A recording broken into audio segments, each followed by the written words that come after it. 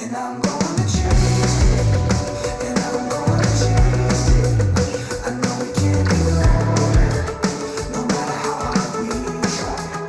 And I'm gonna chase it, and I'm gonna chase it. I know we can't ignore it, no matter how hard we try, no matter how hard we try.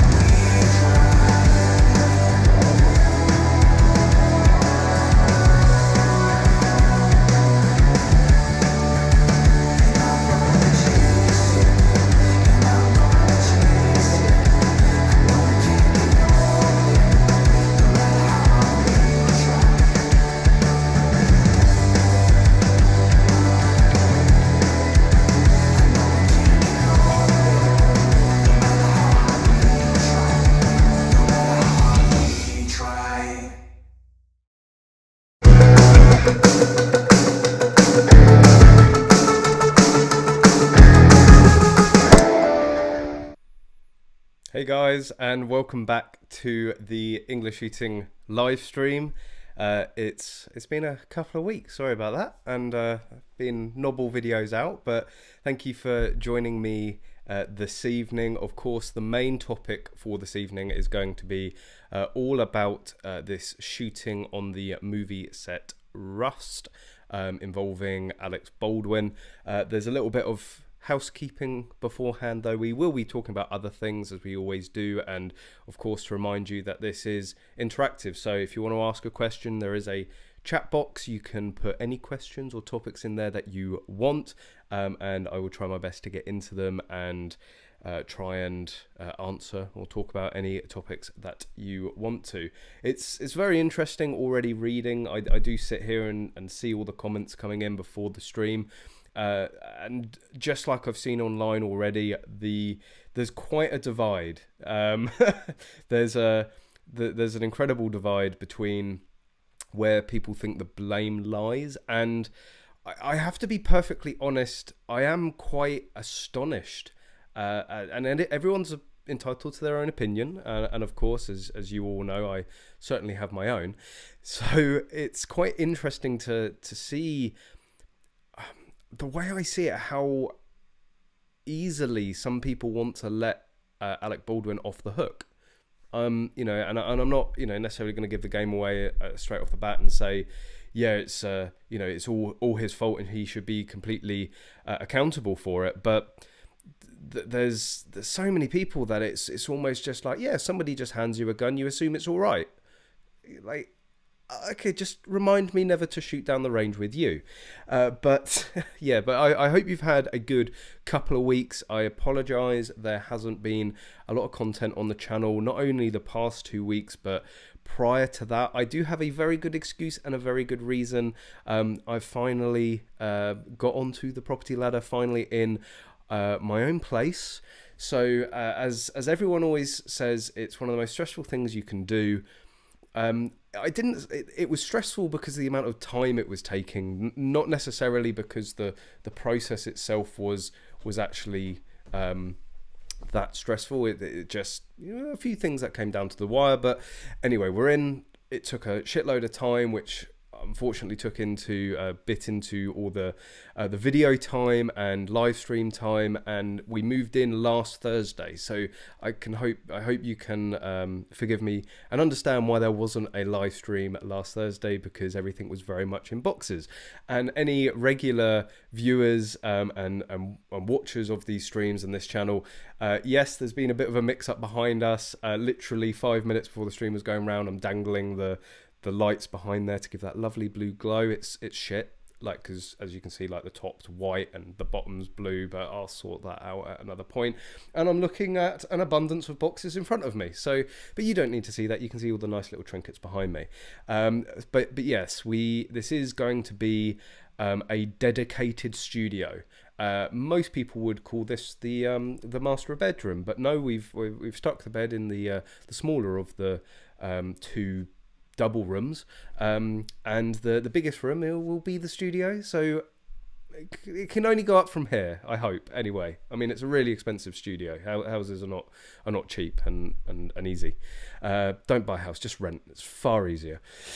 Anyway, so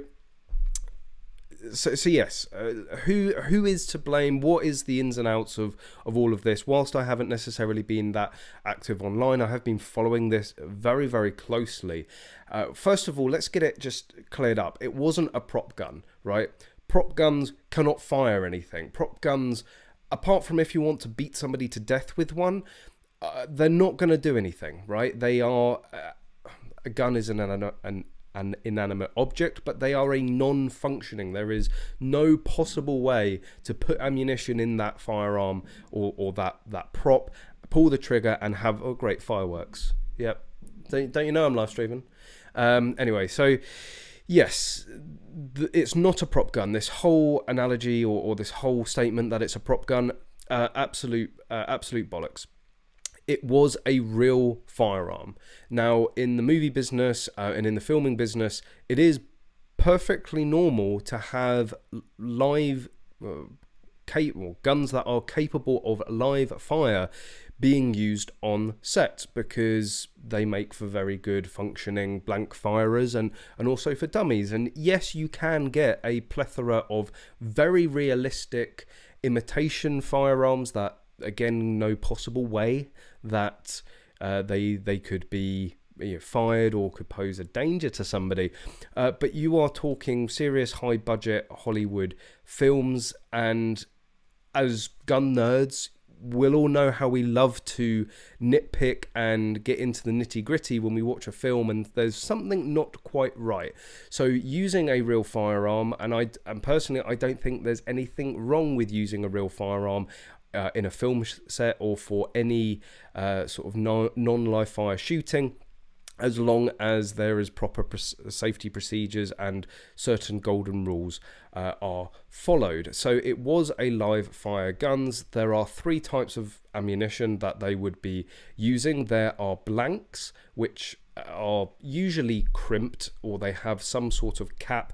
They are fairly distinctive to live ammunition, which is why there's the need for the second type of ammunition that is used on, when I say ammunition, the second type of round that is used, which is a dummy round or a dummy cartridge. Because blanks are noticeably different, you use a dummy round which looks realistic. So when you see shots of rounds being chambered or being extracted and things like that, it looks realistic and you don't see that crimp. Again, another big faux pas that a lot of even high budget sort of Hollywood films will make is you can see the crimp of a blank round going into the chamber, and it sort of spoils it, certainly for any gun nerds out there.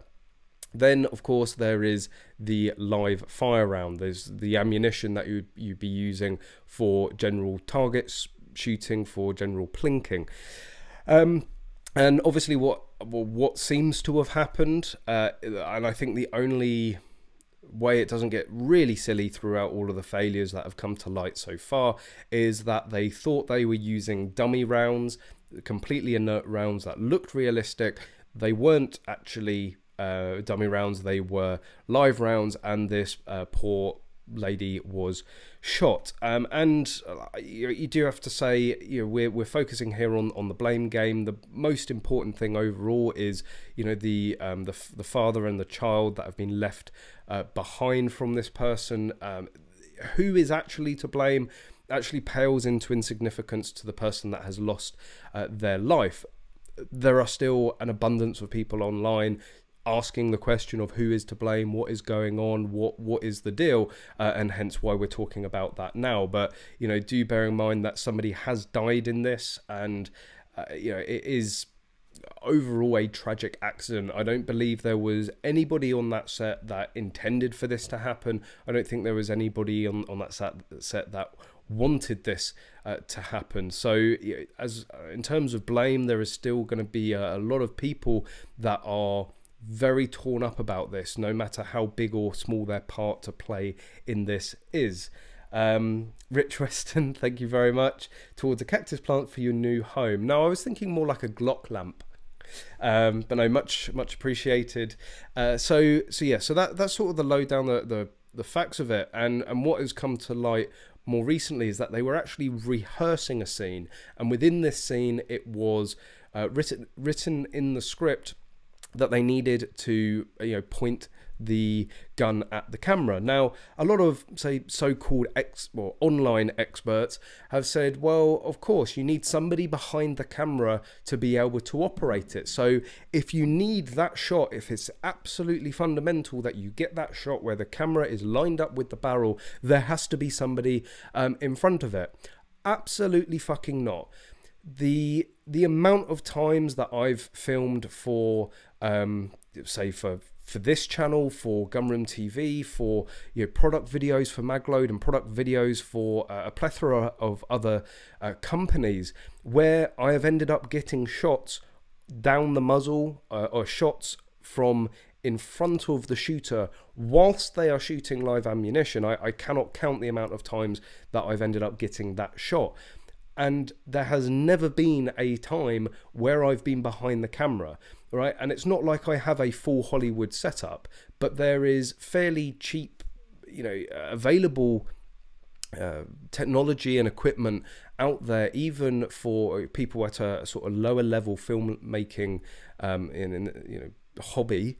Let's just call this a hobby for a second. It's more like a passion project. So if somebody like myself can go out there and obtain the equipment that can allow me to monitor the picture, focus the camera, and also move and maneuver the camera, up, down, left, right, whatever. You can even get various other automated rigs that will, motorize trolleys and things like that. Basically, when you're talking about big budget Hollywood, and the hundred, if not millions of pounds worth or dollars worth of equipment that they're using, there is no excuse for somebody to have to be in front of a muzzle. And I think ultimately that's what it comes down to, is they were put in that situation to begin with. I don't think it was their fault, although, again, if I was behind the camera, if someone asked me to do that and they're saying, look, you're going to stay there and someone's going to point a gun at you, no, I'm out of there. But I can forgive a cinematographer, I can forgive a camera operator for not knowing anything about guns. It's not their job to. Their job is to understand the equipment that they are using, that is the camera. It is the actor's job. It is the person handling the firearm. It is their job to have some vague, basic understanding of the tool that they are using. Moreover, it is also the responsibility of the armorer on set to know what they are doing. And yes, this is the one thing that I just, it stumps me, absolutely stumps me, that I see online. The amount of people saying, you know, it really wasn't Alec Baldwin's fault. He had absolutely nothing to do with this. He really couldn't have prevented it. He was the one that pulled the fucking trigger.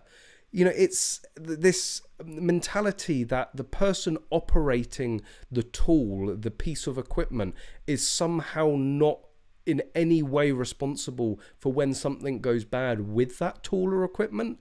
It just absolutely boggles my mind. And it's hard, you know, I was trying to think about where the blame is going to lie, if Alec Baldwin is going to be, have a criminal,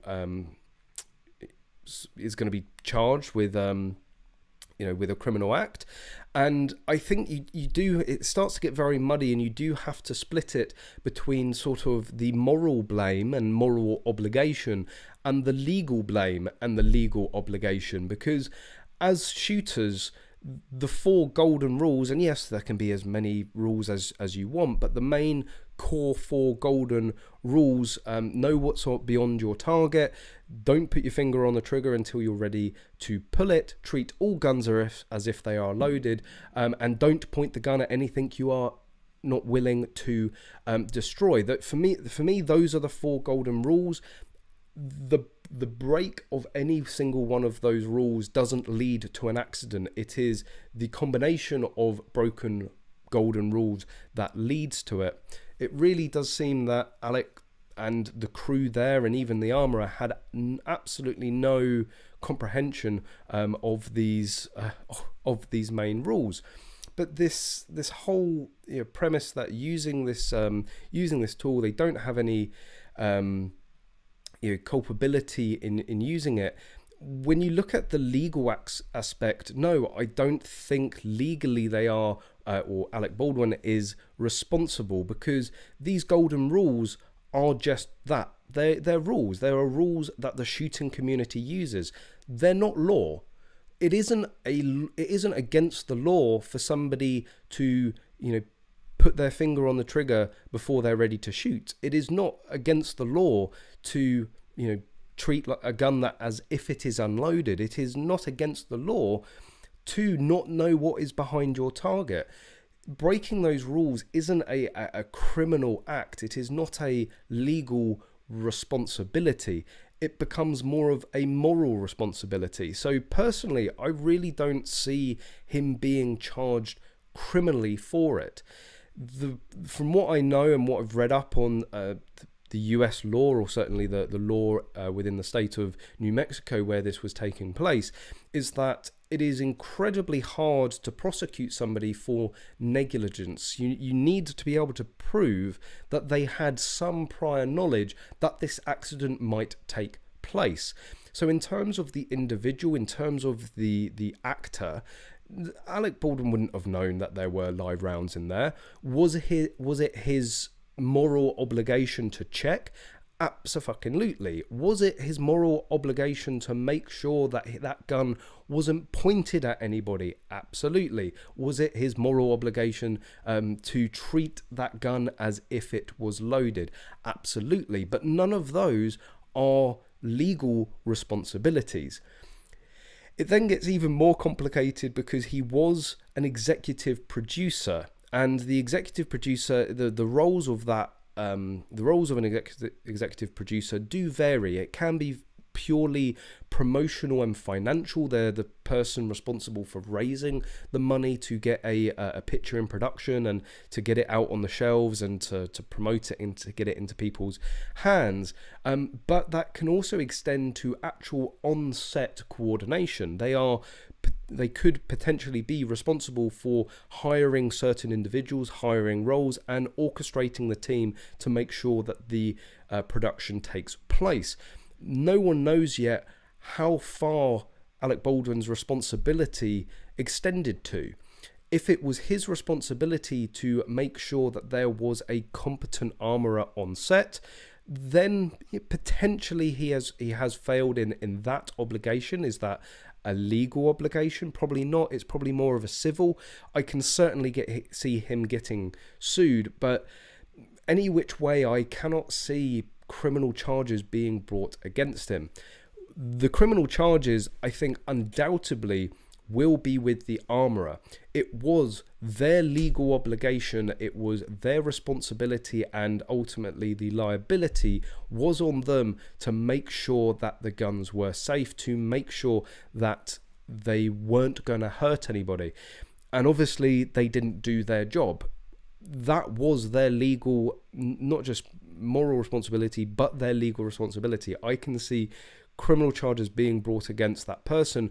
Furthermore, when you hear about these stories that these guns were being used for plinking sessions with live ammunition in between takes, like, it would give me the heebie-jeebies using a live fire gun with blanks or with dummies in a close environment with a lot of people around it in the first place. But I'd be damn sure there wouldn't be a live round within a square mile of that firearm. To have live firearms, to have live ammunition on set, in the vicinity, and also being put in that gun in between takes or in between sort of filming sessions, the chances of something going wrong are astronomically increased. And I think it is absolute gross negligence, and it is certainly at the very best a lack of professionalism that the armourer allowed this to happen. So they failed on absolutely multiple levels. The fact is, well, that there's been these podcasts where they've come on and they've said they didn't feel up to it. Well, I'm sorry, they have just admitted they weren't qualified or up to the job. They get into a courtroom, they get in front of a judge. You knew you weren't ready, yet you did it anyway. Your actions, they knowingly went into that role, knowing that they could potentially be a danger to everybody else because they didn't have the experience or the knowledge. Does that then apportion blame to the person that hired them? I think so. But so I think overall it's incredibly difficult to really nail it down. But no, I don't think there are going to be criminal charges brought against Alec Baldwin. But he had undoubtedly a moral obligation to understand the tool that he was using, to train himself with it, and also to check it himself. Nitsa, thank you very much. Appreciate that. Alex Baldwin is so anti-gun that he didn't know how to do the necessary checks to ensure that the firearm was safe. Everyone working with firearms should have to undergo training. Absolutely. Funnily enough, before I saw that message, that was something that I wanted to touch on as well. It's not that Alec Baldwin just doesn't like guns. He is quite vocal and out there about his detest for them and sort of pushes for further gun control. And it very much strikes me as what has unfolded is somebody that, whilst they are using firearms, whether or not you want to go and shoot tin cans in the garden, or you want to, exercise your Second Amendment right and carry a gun or have a gun at home for self-defense in the States, you may not agree with that. But if you are using a firearm for your job, again, there is a professional and moral obligation to fully understand the tool that you are using, to have the ability to check that it is safe, and to make sure that there is no danger to anybody else that you're using. And as a side note on that, the people out there that are saying, somebody, a professional handed him a gun and therefore he could assume that it was safe. Well, evidently not. This person, I wouldn't call a professional. I think they're a bad amateur at best. And this is what assumptions do. If you're an actor and you're anti-gun and you just want to stick your fingers in your ears and go, guns are bad, I'll leave that to somebody else, this is what you are opening yourself up to. And whilst I may not like all of the stuff he does, do like his films, been a big fan of his for a long time. But Will Smith, look at the video that came out with Will Smith where, they were going through the potential guns that they were going to use for, I think it was Bad Boys, it's like Bad Boys 3, I think, although it's called something else. And somebody picks up a gun and like sweeps everyone with it, and he instinctively disarms it. That's not something that you are just born with. That's from surrounding yourself, being around the firearms community, going down to ranges, getting used to that environment. And I really do feel that if Alec Baldwin had involved himself even a little bit within the shooting community, had gone down to a range, had some instruction, and had got involved. I mean, they're in Hollywood. Although the film was out in New Mexico, they're from Hollywood, right? Go and knock on Taron Tactical's door, right? Go and knock on Taron Butler's door and get him to do some training. He's done that with Will Smith, with obviously Keanu Reeves, Halle Berry, and you can tell actors that have been with him and trained with him because they look like shooters, right? They look like sport shooters. They're the control of the gun, the way they handle the firearm, and even in the behind the scenes videos, the way that they are controlling it.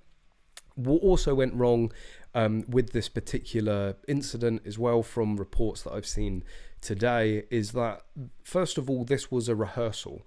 So why was there the need for dummy rounds to be in there in the first, or any rounds to be in the gun? That doesn't help with rehearsing the scene and getting the movement of the actor and the camera and all of that. Again, the risk should have been minimized by just using an empty firearm, or even using a prop gun for that rehearsal. And what has come from, I think it's the affidavit, is that he drew the gun drew the gun from across his body and pointed it at the camera, and the gun went off. Well, I don't know if it was intentional. I don't know if it was written in that scene that the gun was meant to be fired, or that he was meant to pull the trigger, but from reading the reports, it sounds like it was an accidental discharge, meaning he had his finger on the trigger when he wasn't ready to shoot. So again, if he had been involved himself in the shooting community, he wouldn't have had his finger on the trigger. He wouldn't have wanted to point that gun anywhere near anybody. They're just some people saying that there are just some circumstances where you can do that. Yes, there are. Let's be sensible about it. When you go into a gun shop for a shotgun fitting, and they look down the rib to have a look at you, but you're not doing that with anything in the gun. You open it up, you see through the barrels, then they will show you, they will check again, and then they close it, and you will look down the barrel. When you're playing around with with dummy rounds and blank firers and all this, you're putting something into those chambers. You don't point it at anybody, because there is a much higher probability that something could go wrong, ammunition could get mixed up, and there could be a horrific accident. So yeah, I made a load of notes. I don't know if I've covered them all, but that's for me overall my personal feelings on it. No, I don't think he will get criminal charges. I think the armourer will. I think Alec Baldwin will be sued personally. There will be a civil suit against him, as will there be against the armourer, and also the production as a whole. Again, the amount of stories that have come out about people walking off set and fearing for their lives. So yeah, it's a huge huge accident. It's an absolute tragedy overall that somebody has lost their life with it. Please, if somebody hands you a gun, check it, right? Don't, like, the people saying that he wasn't responsible at all. Legally, no. Morally, yes. If anybody passes you a gun, you check it, right? In any situation. There was somebody, I think, on a comment that of the post that I put out yesterday, saying, you know, when I rent a gun from a gun shop, I don't check the proof marks. You know, okay, yeah, I'm not going to get on there and make sure that they're all there, but I'm going to give the gun a once over, right? What if the person before me renting that gun has, you know, bulged a barrel, has left a 20 gauge cartridge up the spout, right? And you know, and you're shooting a 12 gauge, and the gun shop or the playground hasn't checked it, right? Again, you're assuming that they are checking each gun before they hand it back out. Give the gun a once over, check for any obstructions, check for any weaknesses in the barrel. And because it was a revolver being used, this was something, you know, I don't know necessarily the ins and outs of the practices used by armourers within the film industry, but knowing what a revolver is, you cannot see the primer of the cartridge. So, you know, when the gun is closed and being pointed at someone, yes, you can see down the cylinders that are not in line with the barrel and potentially see a bullet head. That's why you do need dummies in there for that ultra realism. But in terms of the cartridges being loaded in there, it wouldn't affect the filming or the realism of it if there was a knocked out primer or a big red X across it, indicating that it was a dummy round. Something that somebody with very little training would be able to look at and go, right, I've got 5 here that are red crosses and 1 which don't, or I've got 5 here which have holes where the primer should be, and 6 and 1 where there is a primer. You know, these very basic things that could have been put in place to prevent this death.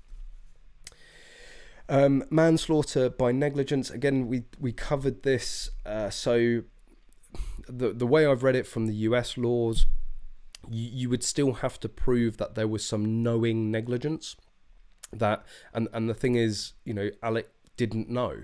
You know, he wasn't the trained armourer. He wasn't the person responsible for the. I say responsible for the gun. He wasn't responsible for making that gun ready, so he did not knowingly, put anybody in danger. He was not reckless in what he did in a legal sense. I really think it's very hard for the shooting community to break down that moral and legal obligation and the moral and legal blame, and it's very easy to look at things of what he should have done from a shooting community or a shooter's stance point compared to what he legally needed to do. The person legally responsible for that firearm was the armourer. We all know it is the person using the gun, and this is another thing that sort of crept into my mind yesterday. You know, we always like to say that when there's a shooting, when somebody does something bad with a gun, and the media's going bang guns, bang guns, bang guns, and you know, we look up and go, well, it's not the gun, it's the person, right? It's not the inanimate object, it's the person pulling the trigger, it's the person, it's the nut behind the butt. And all of a sudden, people seem to be completely changing their tune on that. They're going, oh no, it's the armourer's fault. You know, so what? Next time there's a mass shooting, we're going to blame the gun shop that sold the gun. You know, it's like, no, the butt ultimately stops with the person using that tool. Legally, and the way that it seems that the US laws work, legally that isn't the case. So do I think he should get manslaughter? I think it would set a extraordinary precedent for the rest of the film industry. I think more actors and actresses would put a hell of a lot more time into learning what the gun is and understanding what could go wrong and how to prevent it if they know that they are legally responsible if something goes wrong. But unfortunately, the way that, as far as I've read, the way the law is, because there was an armourer there, they were the one legally responsible. But don't ever take that as you can just take a gun from any mate or any gun shop or any range, and just because it's somebody else's legal responsibility for that gun doesn't mean that, you know, you shouldn't check it. I just like with renting a car, the driver, this is where it crosses, because in the UK it is the legal responsibility of the driver to ensure that the car is roadworthy. When you go and rent a car, it doesn't, you know, somebody, again, I think this was in the post that was put out yesterday, you know, when you go and rent a car, it's not actually the renter's responsibility to make sure that there's tread on the tyres, that the lights work, that the car is roadworthy. As soon as you jump in it and get behind the wheel and head down the road, if you're stopped by the police and it's got 4-ball tyres, it makes no odds that you say, well, you know, I've just rented it, it's their fault, it's their responsibility. It doesn't wash. That doesn't apply to firearms. Of course, if Alec had been, you know, putting a live round in there and playing Russian roulette and mucking about, then yeah, there's negligence there. He's being reckless, but he was doing his job as scripted, as instructed by the armourer and by the director and by the rest of the crew. Again, legally, I don't think he did anything wrong. Morally, I think he has a lot to answer to. But yeah, anyway, what you guys, that's I might even still make a full video on it. It's very hard, you know, when I make a video, I'll end up filming for a good like half an hour, 45 minutes, and I then end up condensing it down to, you know, the 10 minutes videos that I put out, and it's very hard to well, I find it very hard at least to really portray on the fly exactly the ins and outs, and, you know, go through it in maybe a coherent manner. So yeah, just, you know, that's what the live streams are for, just to dump. But it does involve you, so let's have a look at what you guys are saying. If you're watching this, if you're enjoying this, hit the like button. It does help. You know, if for every like, an actor will go and get gun handling training. Maybe, hopefully. Urban Space Monkey, one of the pistols was left on stage after a performance and oh, you're talking about something else. Starter pistols.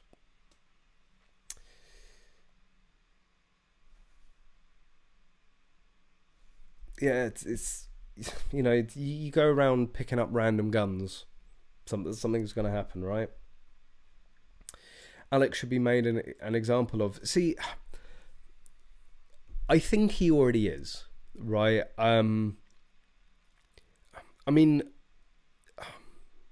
ignorance is not a defense, right? And yes, the fact that he was a staunch anti-gunner and advocated for gun control and was anti-NRA and all of this, you know, that the fact that he was so anti, I think, really did play a part in his misunderstanding and inability to be able to safely use a firearm, blank cartridge, blank ammunition, or otherwise. But let's just assume that he wasn't anti-gun.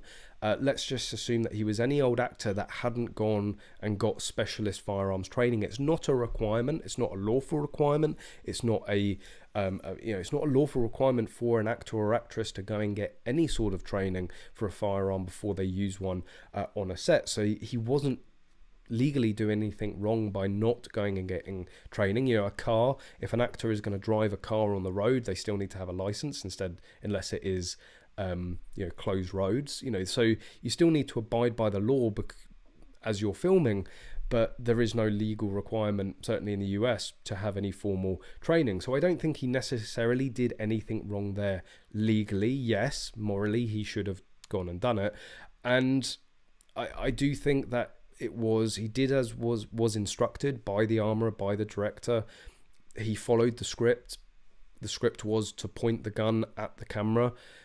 Again, the fact that there's someone behind that camera absolutely boggles my mind, but you know, he's not a firearms expert. The armourer perhaps should have been the one that flagged that and went, absolutely no way, you're either going to have to aim off or we're going to have to remote that camera, so on and so forth. So, you know, his job was to act in that instance, and lawfully, I don't think he did anything wrong. So, you know, he's not going to be having a good time of it at the moment, is he? You know, he has killed somebody. It's not the armourer that's killed somebody. It's not the gun that's killed somebody. It was him, accidentally or otherwise. I see a lot of people saying about manslaughter. Yes, he has accidentally killed somebody, but there was no sort of malice there. There was no gross negligence in a legal sense, and keep it in a legal sense. That, you know, he wasn't being reckless. He wasn't messing about. He wasn't in that way being negligent.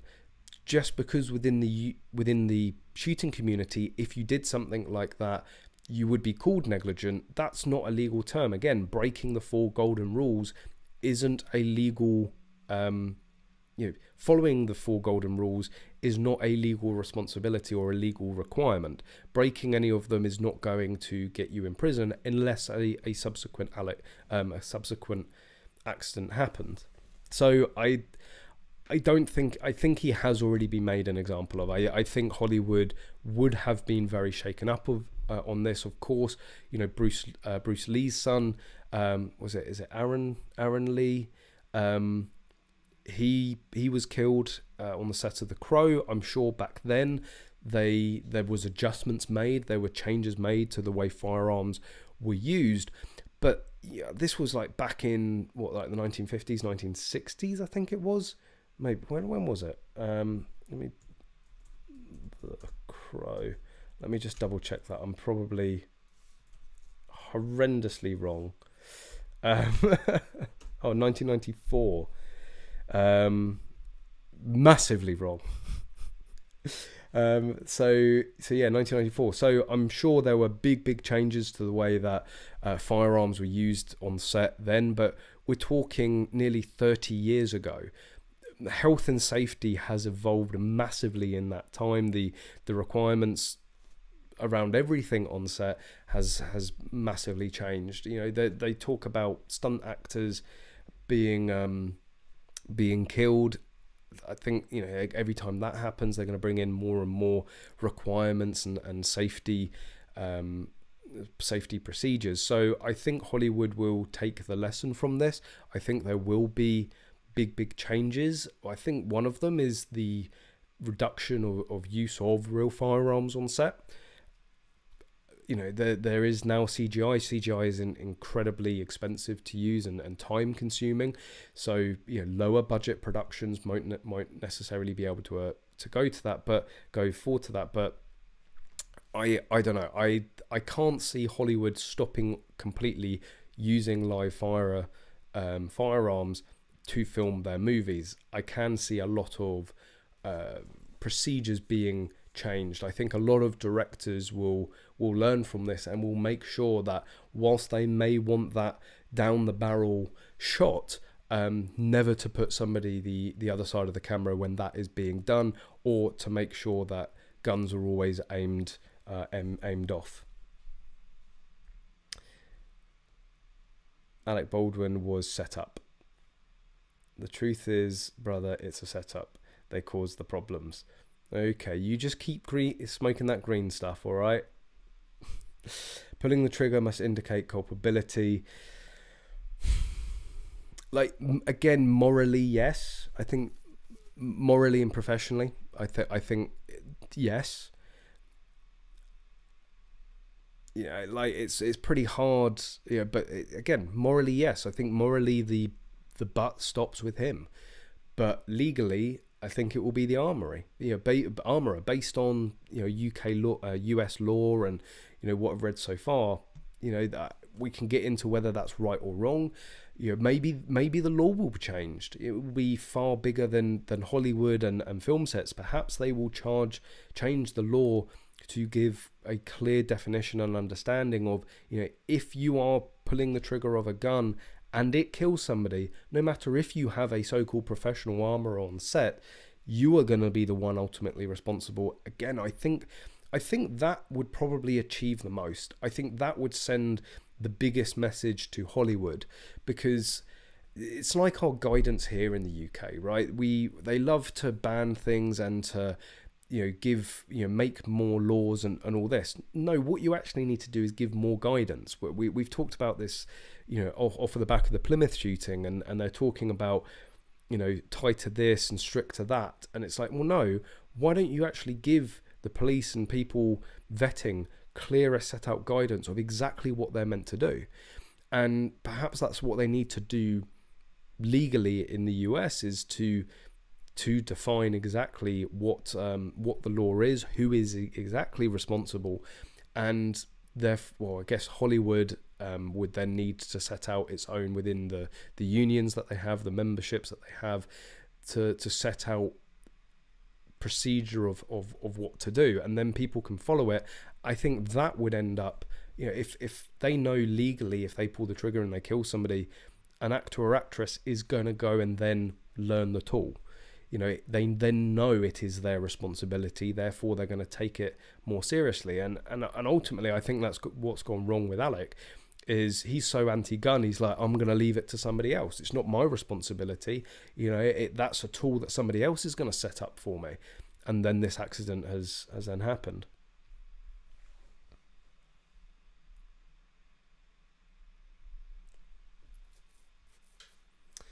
If professionals are this careless with gun handling, then I'm glad I gave up the sport. Well, again, this is what I said about people that don't give any blame to Alec Baldwin.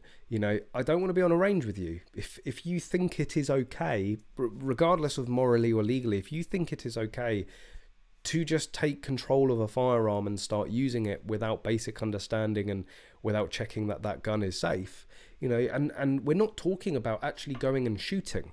If you were on a range and you were pointing the gun in a safe direction, what's the worst that's going to happen, right? You're going to shoot a bullet into wherever.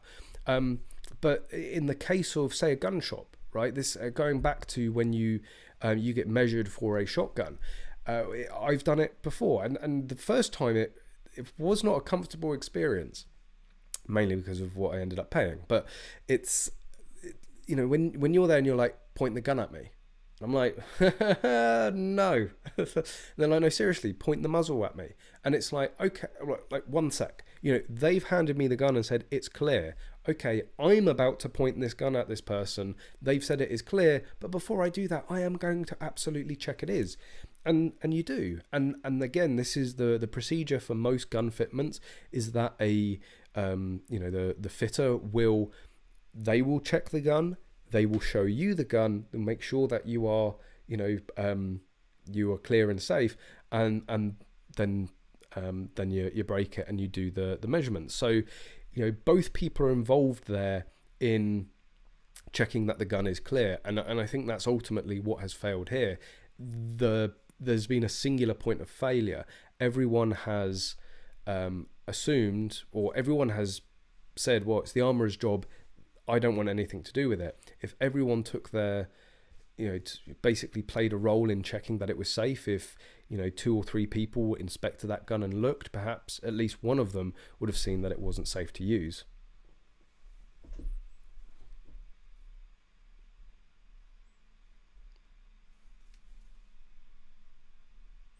They set up Alec Baldwin, probably more motivation because they knew he was anti-gun.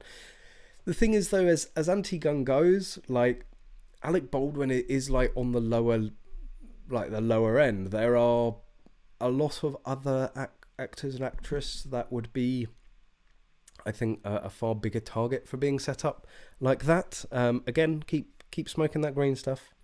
It's fine, and maybe double up on the tinfoil. Even a BB or airsoft gun is bloody dangerous. Yeah, at close range you can quite easily lose an eye with a BB or airsoft gun.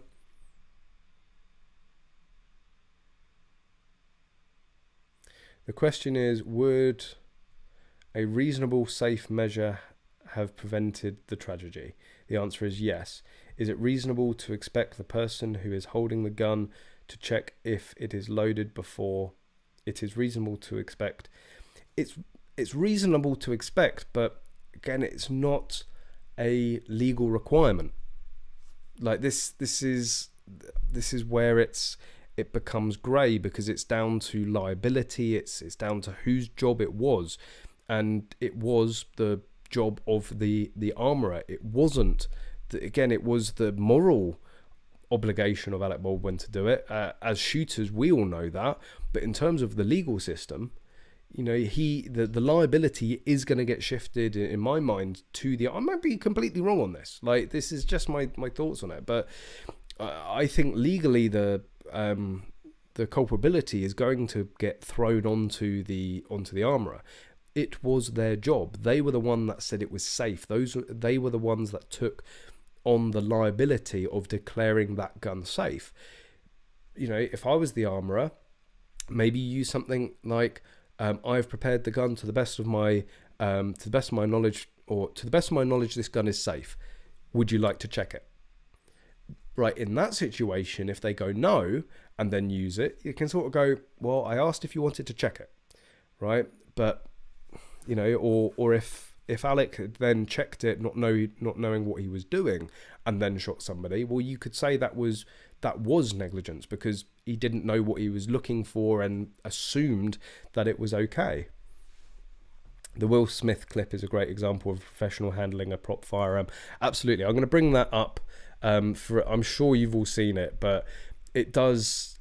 You know, this is what a true professional. I don't mean a professional firearms user. I mean a professional actor. They understand the tool, and this is the other thing, right? And I don't get all these anti-gun actors and actresses. If they're using a gun for a film, surely they want to portray the most realistic sort of recreation of that, or interpretation of that script, of of that production. Learning how to use a firearm like only adds to it. That's why the John Wick films are a massive sort of cult series within the shooting community, because Keanu Reeves is a shooter, right? Everything looks correct. Everything is done correctly.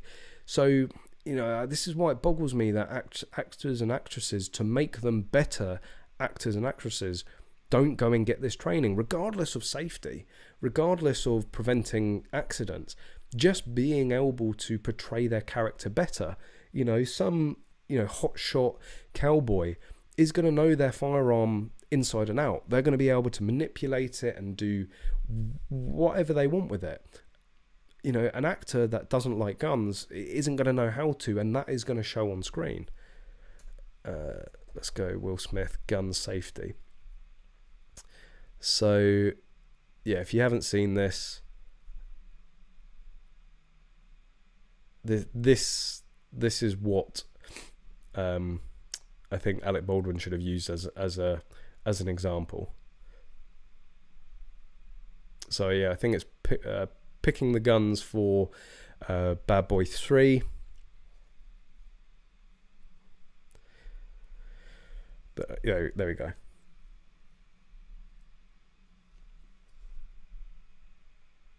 And you can see, that's right. I'll play the full clip. That look, right? That is the look of somebody that shoots. That is the look of somebody that goes down the range and know what's up when it comes to shooting, instantly. But anyway, I'll shut up and I won't stop pausing it. Well, I'll stop pausing it. Like his eyes on that muzzle straight away.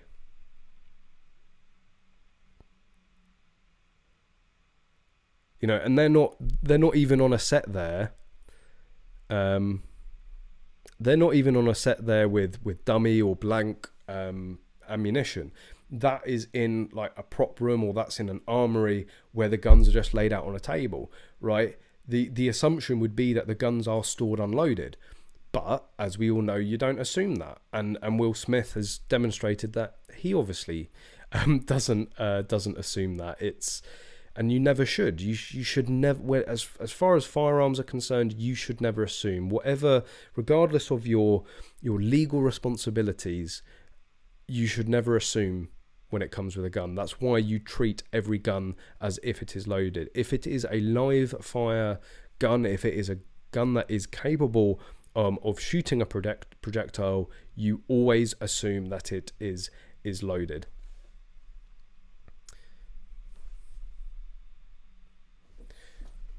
The video was scripted, although informative. I didn't realise that. I thought that was a genuine video personally. All three involved are guilty, but only one shot the firearm. The shooter is required to verify the weapon is safe. He didn't. If he did, she would be alive. Again, you're saying the shooter is required to verify the weapon is safe. As far as I can find within law, that is not the case. Within law, that is not the case. When you have, in a legal stance point, when you have someone whose job it is to make sure those guns are safe, it is their legal responsibility.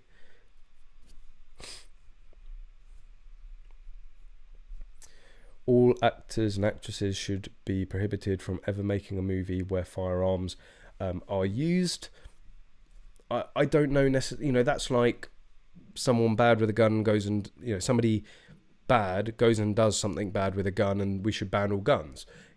People like Will Smith, Keanu Reeves, Halle Berry, they can all use a gun safely and competently. So why should they be penalised? Why should the productions of John Wick be penalised? Why should the productions of, they're remaking the Matrix, or they're not remaking it, they're making another Matrix. Why should that production be penalised because of the failing of everyone else? This is what I found so interesting about this whole situation, right? It's like everything's been flipped on its head. People that are trying to say that Alec Baldwin is completely blameless, and whilst I say I don't think he's legally to blame, I do think that there is blame. I just don't think there's anything that's going to lead to criminal charges being brought against him. But in terms of the people saying that there's no blame on Alec Baldwin, are probably the same people that says, don't ban the gun because it's the person. It's not the gun, it's the person. Well, in that case, then you have to blame him. And I've forgotten what else I was going to go with that. And this whole thing of, the thing that people say all the time is, well, we don't ban all cars, or we don't take driving licenses off of everyone because of drink drivers, right? So again, we've had one movie set where it obviously wasn't very well run. It wasn't safe. The armourer wasn't competent. They weren't experienced. They didn't know what they were doing. And you had an actor that should have had some bare minimum training of how to use the firearm. But why should their bad actions, why should their mistakes and fuck ups spoil it for the rest of everyone, all the other productions that do take firearm safety, the movie productions that take firearm safety incredibly seriously, the actors and actresses that spend an incredible amount of time on the range to learn the tools, to understand safety, and to really learn that craft. Why should they be penalised? And it's bloody weird. It's so many people just seem to have completely flipped the other way, and it's odd. Can we stop making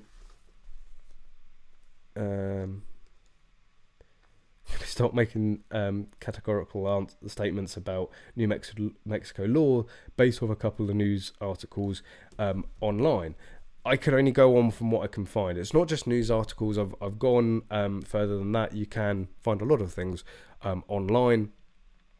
I don't think. I mean, it's like there was a production at school. Funnily enough, West Side Story. Yes, I can dance. But you didn't know that. And there was we used a blank. There's a spoiler for anyone that hasn't seen West Side Story. Somebody gets shot, right? Well, we were 17, 18 at the time, right? And it was one of my friends that shot the gun. If the armourer had loaded a bullet into that magazine, and a live round into the magazine, and they'd ended up shooting another one of my classmates, would I have put the blame on them? Absolutely not. And I think a lot of this is coming from people's dislike of Alec Baldwin, and also the fact that he is so anti-gun. I think that's where a lot of that is coming from, not just necessarily looking at it logically.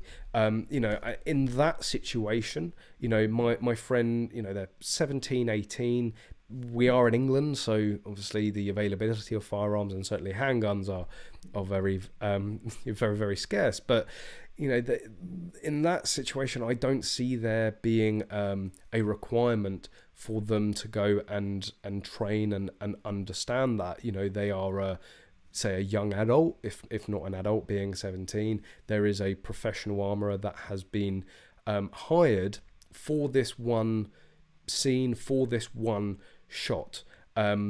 Legally, it would have been the armourer in that production. It would have been the armourer responsible, because again, whilst ignorance is not a defence, and yes, he should have had training. Yes, he should have understood the tool.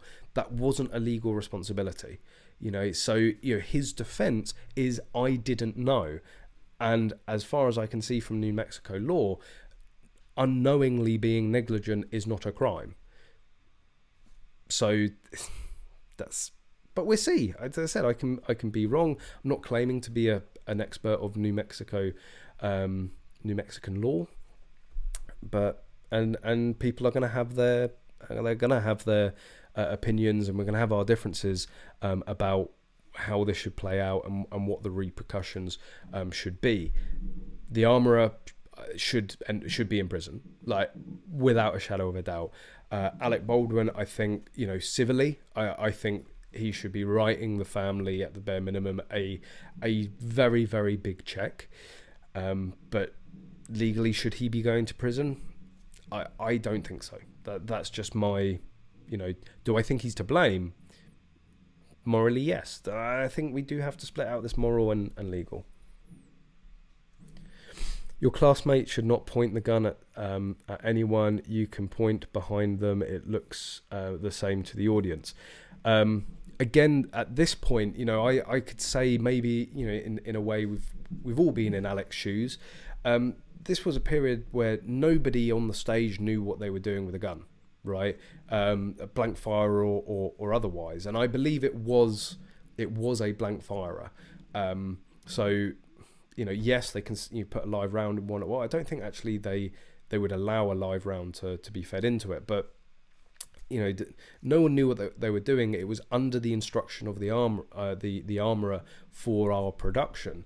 And again, this is in terms of the legal thing, it was down to the armourer to make sure that the guns were being used in a safe way. It's down to the armourer to make sure that the correct ammunition is being put into those guns and that the guns are fit to be used. That is their legal responsibility, not the actors. But morally, I put the blame solely on Alec. It was his obligation to understand if the armourer knew what they were doing. Especially as an executive producer, you don't assume when somebody hands you a gun that it is safe. They could just be very sick and twisted and purposely be handing you something. Why hasn't Alex and team been drug tested? I don't know. I don't think there's any suspicion of wrongdoing in that sense, but maybe they should have. Alec has done multiple gun movies. He should have known better and checked the gun. This is another big difference between this college production of West Side Story and this Hollywood production of a film. this is a professional actor being paid to do this job. And I think the bar of Hollywood actors and actresses is far too low in what they are required to do and understand and learn when they use a firearm. You know, it's, oh, I'm here to be a thespian. You know, I'm here to do my acting. Why would I want to learn anything about a gun? Well, no, you're a professional. You have an obligation to, again, a moral obligation to understand this potentially dangerous tool that you could be using, especially when you're doing multiple films using them. But, you know, I think given the fact that he's so anti-gun and anti-NRA and all of this, you know, he's an idealist. You know, he lives in the world of rainbows and unicorns, and, you know, guns are this, you know, almost mythical object that he wants nothing to do with, unless there's an armorer, some gun nut that's going to hand him the gun and go, yeah, here you go, use this. Baldwin was the producer, not just the actor on set. Yeah, I've said that. He was the executive producer, but the roles of that can vary. We said earlier on in the stream, can vary massively. It's all right. He's not a low life. Sure, let him go on about his business, and we can all forget it ever happened. Well, again, so yeah, Charles Lyons, that is another way to look at it. I did touch on this earlier in terms of the golden rules, and that many were broken. Well, I think, well, yeah, they were all broken. All the, you know, if you look at the camera as the target, you know, first of all, he assumed that it was unloaded. You always assume that the gun is loaded. You never point the gun at something that you're willing to destroy. You know, even without a cinematographer being behind the camera, you don't want to destroy the camera, and yet he pointed it at it. You keep your finger off the trigger until you're ready to fire. Well, if they were rehearsing and it wasn't a shot where he needed to pull the trigger and you know, and capture that on film, then his finger should have been off the trigger, and know what's beyond your target. So whilst he was pointing it at a camera that he didn't want to destroy, he should have known that if he had shot that camera, what was behind that. And it you know, unfortunately happened to be had a person. So, you know, in terms of criminal negligence like that, but again, there's no rule, there's no law out there that says, you know, if you put your finger on a trigger when you're not ready to fire, you're going to go to prison. You know, is that knowing negligence? I think it's the responsibility in terms of training. Actually, maybe this is another way to look at it. In terms of the requirement for the actors and actresses on that set to have adequate experience and competency with the tools that they were using, perhaps that should still fall down to the armorer. Perhaps it is the armorer's responsibility that the gun that they are handing over is being handed to somebody that is competent with that gun. Like obviously the armorer wasn't competent. They didn't know what they were doing, and they were far underskilled and under experienced for the job that they were going to do. But perhaps you could look at it that way. You know, if you do own firearms, if you are an avid shooter and an avid member, and remember, she was you know, she's the daughter of, I think, a well-known gunsmith out in the States. You know, it seems very clear to me that they come from a shooting family. If you're within the shooting community and you come from the shooting community, you make sure that if you're handing a firearm to somebody, they can use it safely. You know, I do that and have done that, you know, with, well, I've lost count with as many friends and family and people that I've taken shooting for the first time. And, you know, before I give them any bit of, let's say, any rope, when you're out there on the range, you make sure that they can handle it. You don't just hand a gun to somebody and go, yep, it's yours now. You know, it's your responsibility. So I think you can look at it, you know, yes, Alec had a responsibility to understand the tool that he was using, but also the armorer in handing over that gun should have ensured that he had the ability to check that it was safe. You know, and that's how I would always, you know, do it. Like, don't take my word for it. you know, if I'm taking a friend that's never shot before, I say to them, don't assume that I know what I'm doing, right? If you, you know, it's everybody's responsibility on the range. We all know this. It's everyone's responsibility on the range for safety, right? And it doesn't matter if you're at, you know, let's say an IPSC world shoot, right? If you see something, if you're a spectator, a competitor, you know, you're a world champion, or you're an absolute newbie, you're an RO, or you're on there filming, if you see something that you think is going to be dangerous, you call stop, right? Because perhaps all the other people around you have not seen it, right? So if you do not feel safe and you feel there is something about to happen, you call it, right? You might not think it's your responsibility. You might not think that you have the experience to make that decision. You can always shoot another scene. You can always shoot another stage, or reshoot a stage, reshoot a scene. What you can't do is undead somebody. You know, it's like, that's something that can't be undone. So, you know, I think there's a hell of a lot of lessons for shooters out there to take away from this. Never assume that a gun is unloaded. Like, I just really can't believe that we're having to like go over. I thought we were far past this, right?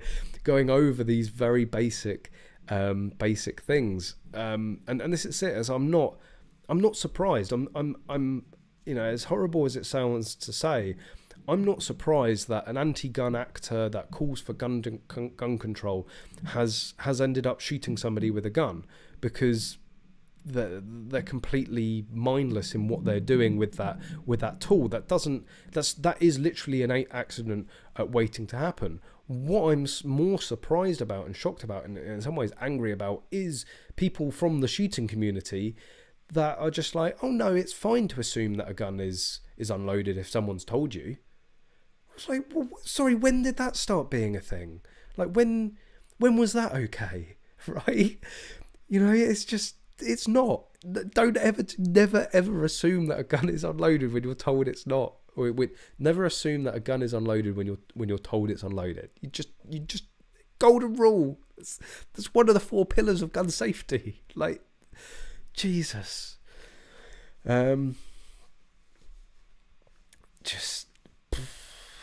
Anyway, she essentially admits that it's in the interview that you mentioned. Exactly. There's a podcast as well where she talks about that.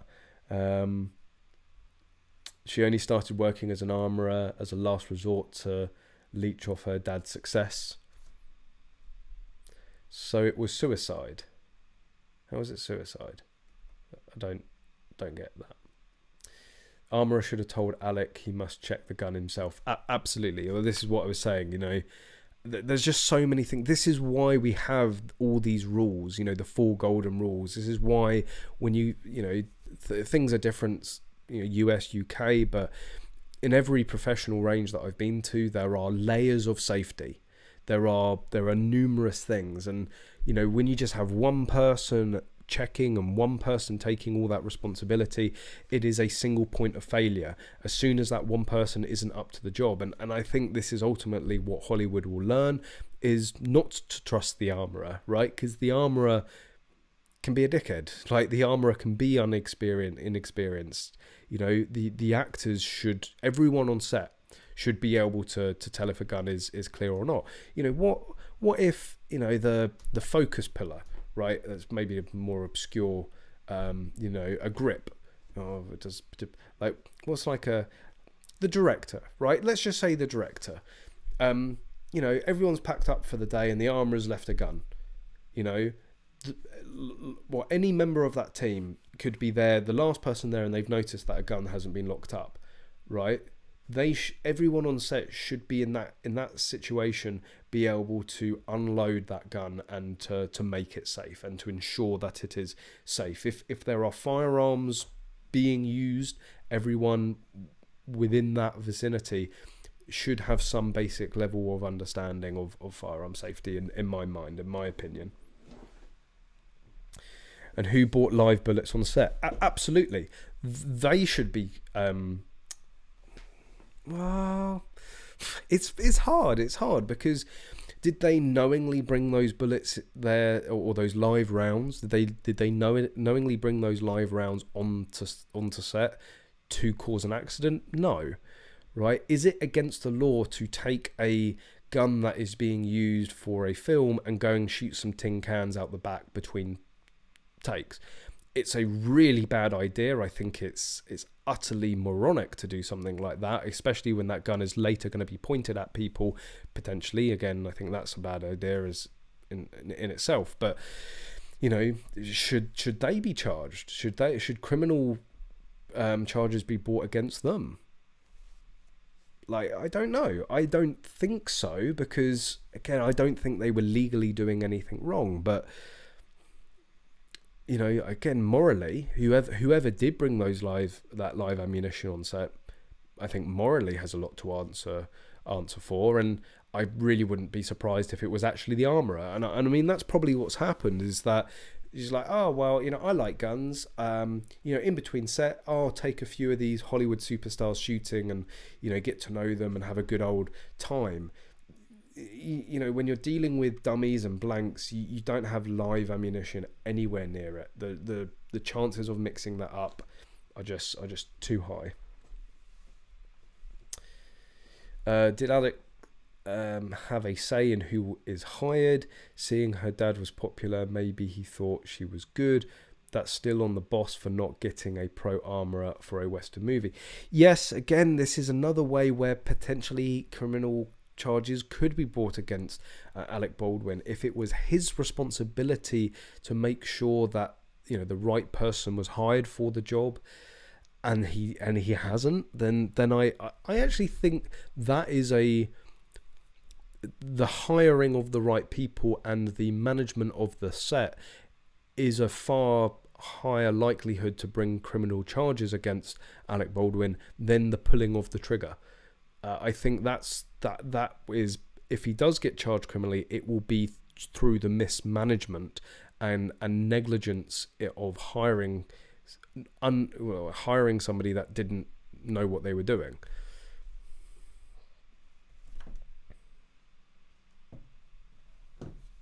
But yes, anyway, there is some more positive news. I know we've just spent a huge amount of time talking about that. I was stopping a lot of, again, like Kay Briggs. Are you a shooter? Like, I don't know if we're going to move on to something. Are you a shooter? Or stop using real guns? Should we stop using real cars? Right? Because someone drink drives. Should we have 0% alcohol everywhere because somebody drink drives and kills somebody in a car? Right? We should stop using real guns. All right. We should stop using real guns for target sports. We should use lasers. Right? A few idiots on a piss poorly managed and run film set should not penalise the people that take it very seriously and do a very good job. Right, this it just seems so different to what shooters normally and gun owners normally, and the way that they approach it and the way they look at things. Using your ref to the world of range shooting, Callum, live rounds are prohibited in dry training areas. You have to undertake a declaration prior to entering a dry training area saying that you have no live ammunition. Why did the armourer have live ammo though? Crazy to have it on set when you're pointing guns at each other. Well, we don't know if it was the armourer that brought the guns onto set, brought the live ammo onto set. It could have been a cast member, a crew member, that they knew that there were guns there. You know, the armourer certainly shouldn't have let the crew go off with the guns. You know, it might not have been the armourer bringing the live ammunition, but as soon as someone go, oh yeah, can we borrow that gun because we're going to go and shoot some tin cans? No. Like, fuck off. You're not here to plink. You're here to work. Drinking and plinking is what they were doing. Yeah, I can imagine it. Cannot make any judgment, rather wait for the investigation.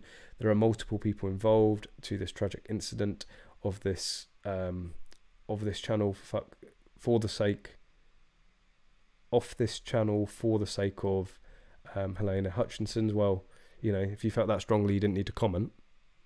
You know, So I like you, one of those people that announces they're going to leave a group before they leave a group on Facebook. I'm leaving. You're like, all right, bye.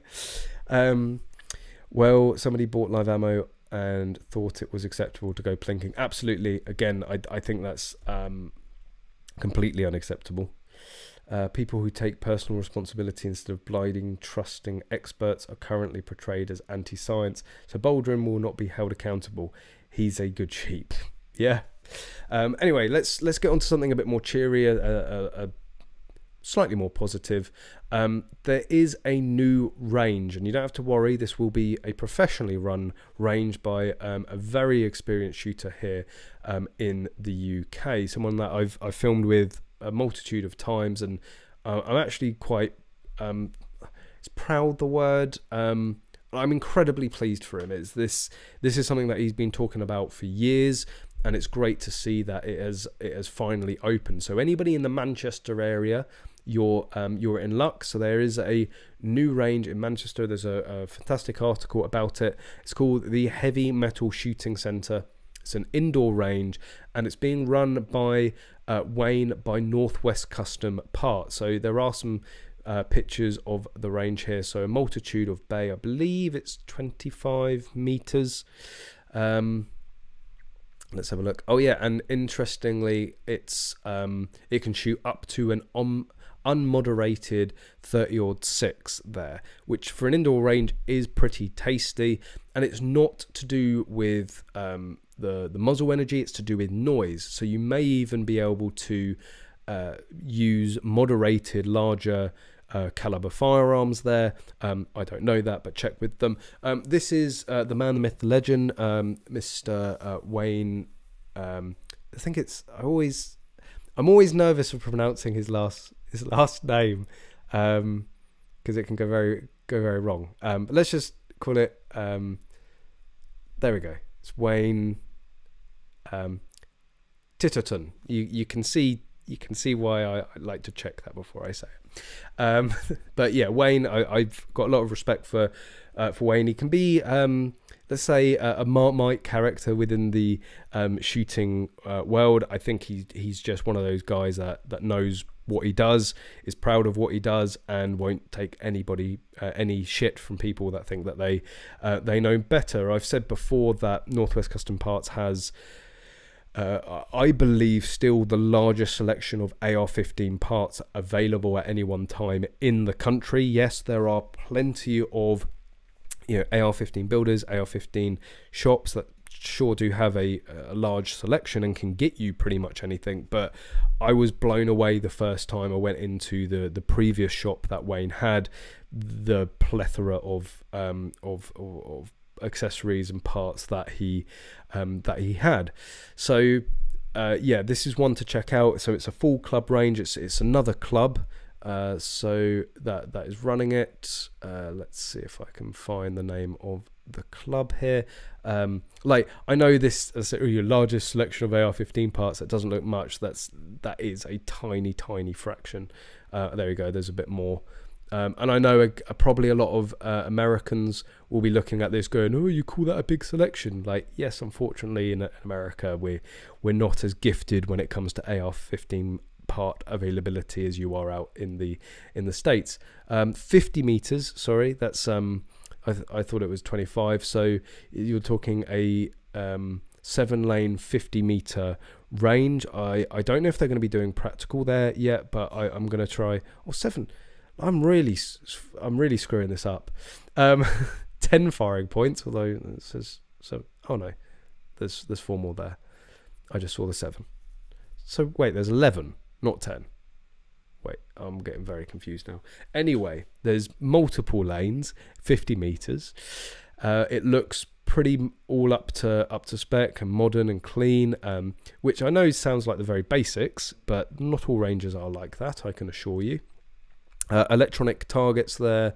Also, you can join directly to with heavy metal. So if you want to join, or you're interested in learning a bit more, membership at heavymetalsc.co.uk. So yeah, I mean, Wayne has been talking about this for a number of years. COVID really got in the way of it. Unfortunately, it basically put a year-long hold.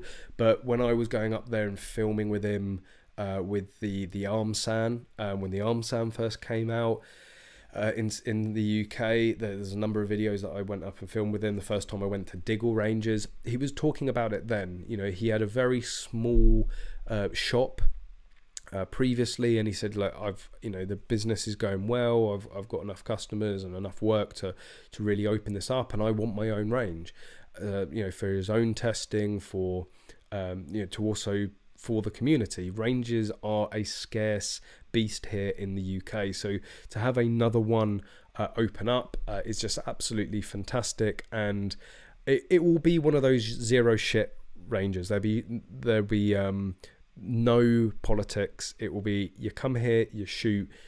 If you don't want to, you can fuck off. If you don't like the rules, if you don't like how it's wrong, you can fuck off. That is the sort of guy that Wayne is, and you can either love him or hate him for it. I particularly appreciate the direct nature sometimes from him, but yeah, he's very passionate about the sport, and I always have a lot of time for people that are passionate about growing and helping this sport out.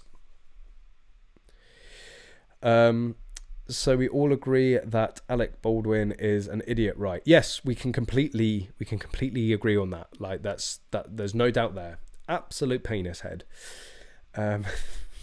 Some of the guys from my club are on about going to Wayne's Range for a plink. Yeah, I will try and get up there as soon as possible. Now that we've moved into the house, and that, like, obviously there's still going to be a lot of work. You know, we want to do our own thing to it. There's still loads of boxes to unpack, but a lot of time has been freed up now. So I'm hoping to get on the road. And now that we got the house, I'm getting a daily. So yes, I did everything wrong. I bought the weekend car first. Usually you should go, I think it's like daily driver, house, fun weekend car, and I've gone fun weekend car, house, daily driver. So I think I'm gonna leave it a mystery for now of what daily driver I'm getting. It will be shooter approved. And once I have a car that does more than 15 mpg, I'll go further afield, and I'll go up to places like Manchester and go and see Wayne and film there. So yeah, this whole year has been very, and of course we moved Magload 2 months ago, or back in August. So yes, I managed to, in the space of 12 months, I managed to get engaged, relocate a company to a new premises, buy our first house. So yeah, it's been a busy year, to say the least. But yeah, so I do have a lot planned now. Time is a little bit freer.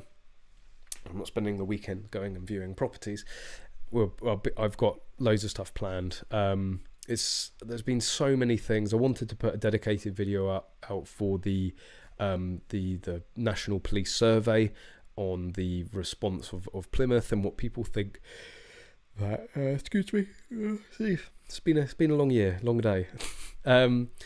So yes, it's I've forgotten. I've gone blank. I've lost it. That's it. I've run out of energy. I'm dead. I'll be going to a lot more places, doing a lot more videos, and yes, the National Police Survey on firearms licensing. I want to do a whole video of that, but the last 2 weeks just been a complete write-off. Yeah, if you want to know about mortgage woes, here's the thing: don't ever use Skipton Building Society. I won't get into why, but just don't do it. Especially if you're self-employed. Just, it's not worth it. Like, I save you the hassle on that one.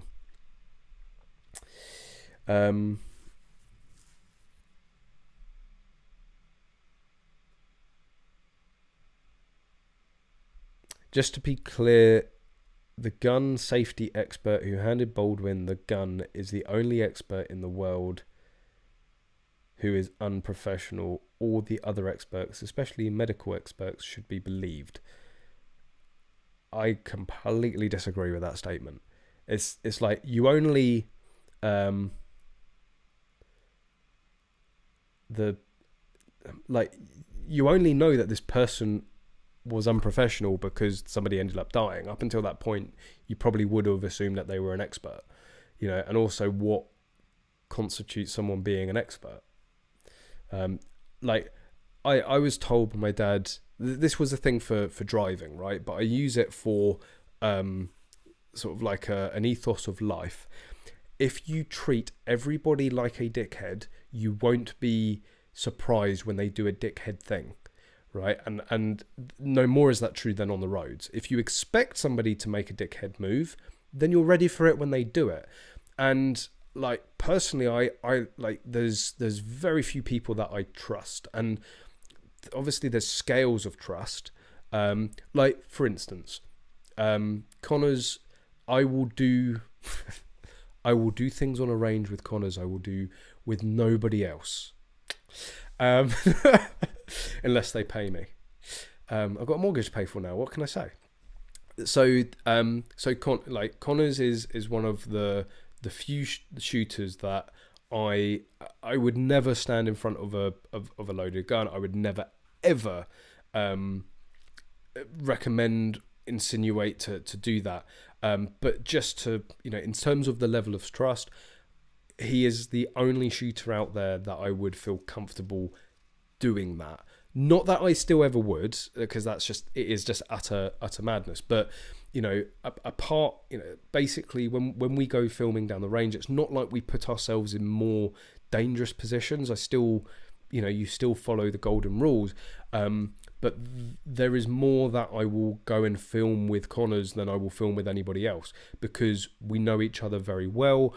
We both have complete trust, and we both know exactly how we operate. And it's very hard to get that sort of, or have that sort of relationship, you know, just off the bat. So, you know, certainly down the range, I don't trust anybody. You know, even some of the closest friends out there, I will still check that gun. I will still assume that they've fucked up, because I've seen it. I have been to the range with friends. There was one, I won't name them, but we were shooting rifles. It was lunchtime. We put the rifles down. We came back. I think they had been using another friend's gun, or they'd been using my gun, and whoever gun that it was came back. Went to pull the bolt back to lock it back, and a live round fell out, and they had not unloaded they had not cleared the gun, and they had put it loaded, safety off, in the bag, right? So I don't trust like anybody, you know, and even with Connors, whilst I do, you know, on a range wholeheartedly trust him, you still check, right? And that's not necessarily about my untrust. It's about, you know, Connors, because he's a consummate professional, wants me to make sure we, you know, even when it's just us two down the range, we will still be getting each other to check our guns, right? It's just common fucking sense. But yes, not trusting people, treating everyone as if they're going to do or treating everyone as if they're going to be a dickhead, will get you a long way in life. I can assure you, because then there's no surprises. And, you know, when I say no surprises, I mean the nasty surprises. Make sure the daily is 2016 plus. Why is that? I don't know. Please do tell.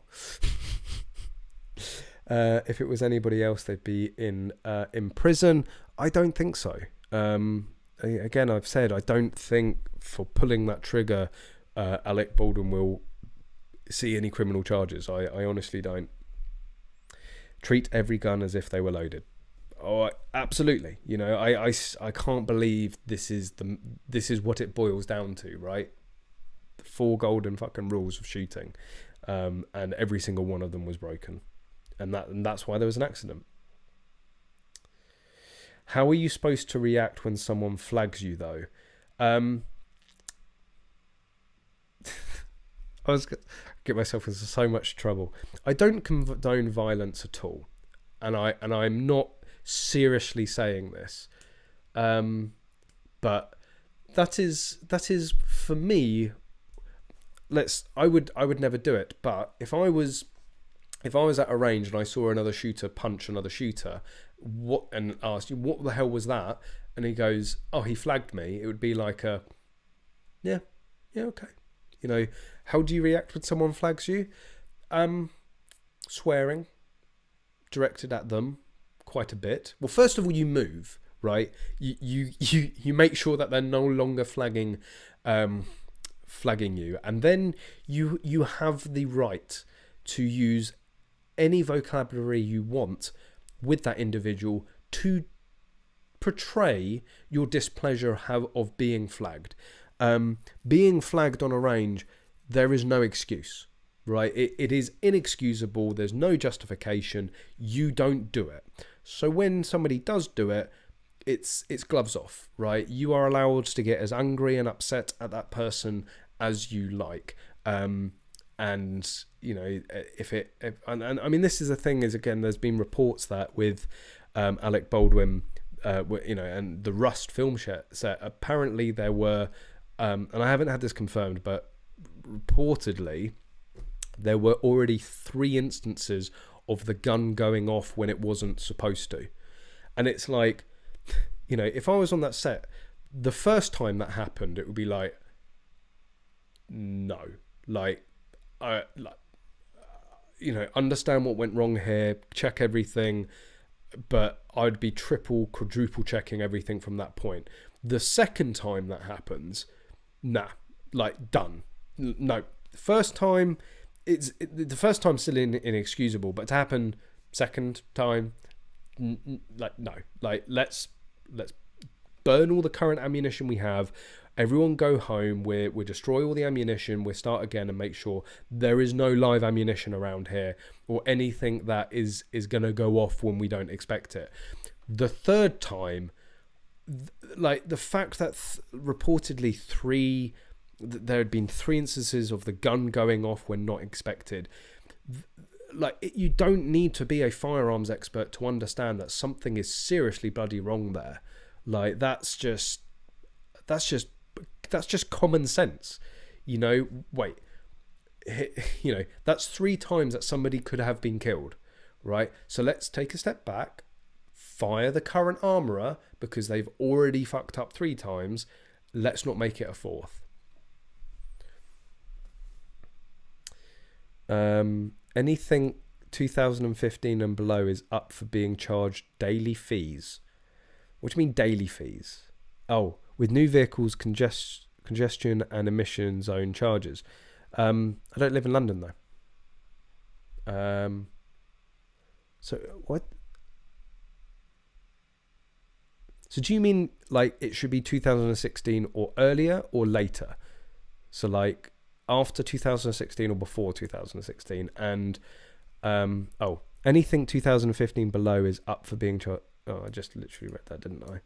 It's late. I'm tired. All right, give me a break. But I don't live in London, so I thought the emissions zone, the congestion and emission zone charges were only for London.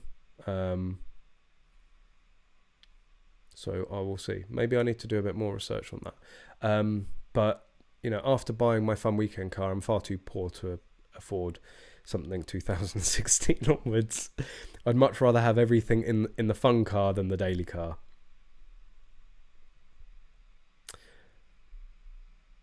I totally agree with you, Callum. The best way to keep yourself safe in an unsafe environment is to leave it. If they were that careless, it speaks volumes. Yeah. From what I've heard, it will be rolled out in other cities in the future. Interesting. Well, that's why we have the sensible, you know, my fiance has a sensible new car, and I go for all the silly things. So if we end up going somewhere where it's going to be, or I need to go somewhere where it's an emission zone, then looks like my partner will be without a car for the day. But don't worry about the fun car. You got to worry about the fun car. The fun car's what's it's all about. I don't care about the A to B car. Well, I do a little bit, but yeah, it's all about the fun car. But yeah, make sure, guys, you like and subscribe if you are looking. It does make me feel warm and fuzzy inside when we see the likes. But I am going to wrap it up there. I did want it to be a little bit more varied. Not, again, piss poor planning. You know, I'm going to get this room properly sorted. It's going to be, my fiance is a professional violinist as well, so she needs a recording studio for work, and I want a filming studio, so we're going to combine together. And whilst this is the backdrop of old, I thought with the camera in different position it would be better. But no, I think I'm going to go for something completely different. Try something new, and yeah, go for something new and better and shinier. But yeah, maybe next week it will be something similar. But I'm certainly going to get those blue lights, because that it just doesn't look as good. I preferred it how it was where it used to be. Wales is on about charging mile per travel. Yeah, but that's just the Welsh. Don't take anything they say seriously. No, I mean the fun car is the fun is the fun car costs are meant to be enjoyable. Oh, okay, I'll get you. But yeah, so I do hope you've enjoyed the stream. Thanks everyone for joining in and joining the conversation. Now that things are settled, we will be back to every Thursday 7:30 UK time. We will be doing weekly videos. I was actually talking to Connors about starting a new segment that I'm labeling Connor's Corner at the moment, so he's going to get more active. He's going to have his own videos on the channel, which are going to be very, very technical videos, because that's what he enjoys, getting into the nitty gritty technical aspects of equipment and guns and how to do certain things and things that are far beyond my own knowledge and ability. And we should be getting a lot more guns on the channel. Magload is, Connor's RFD is soon to be, he's got an RFD, but it's hopefully soon to be approved to have guns on site, which means there will be more filming, more media, more ability with the guns at the new premises. So we'll see how that all goes. But yeah, it's been a busy old few months, but right now, but I can see the end in sight. But yeah, no, I hope you've enjoyed it. I won't speed cameras suck all the fun out of fun cars. Not if you know where to drive. But yeah, I know what you mean. But yeah, no, I appreciate, guys, you dropping by. Same place, same time, 7:30. I hope you have a fantastic week, and as always, I hope to see you soon.